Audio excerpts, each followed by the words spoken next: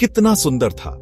दादी मां का दिया हुआ एक पुराना शीशा, महोगनी का फ्रेम, बड़ी बारीकी से नक्काशीदार, पुराना होते हुए भी उसमें एक अजीब सी खिंचाव थी।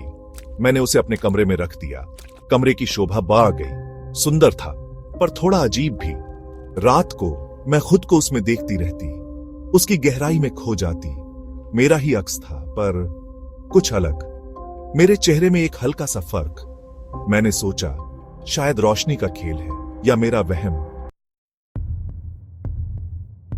एक रात मैं अचानक से उठ गई। एक डर की लहर मुझे घेर ली। मैंने शीशे की तरफ देखा। मेरा दिल जोरों से धड़क रहा था। मेरा अक्स अब पहचान में नहीं आ रहा था। जो चेहरा मुझे देख रहा था वो मेरा था, पर बिगड़ा हुआ, खतरनाक। उसकी आंखें बड़ी बड़ी और अजीब सी चमक से भरी थी। मेरी रूह कांप गई। ये रोशनी का खेल नहीं था, कुछ गड़बड़ थी, बहुत ज्यादा।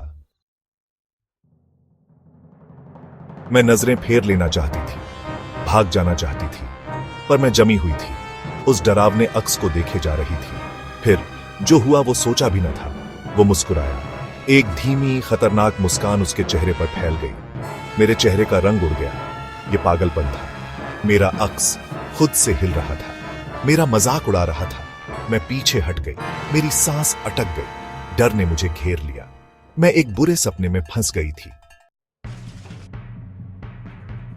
अक्स हिला। उसने शीशे से बाहर हाथ बढ़ाया। लंबी पतली उंगलियां, नुकीले नाखूनों वाली। मैं चीख पड़ी। डर से चीख निकली। वो शीशे से बाहर आ गया। अब अक्स नहीं था, असली था। मेरा दिल फटने को था। ये कैसे हो सकता है?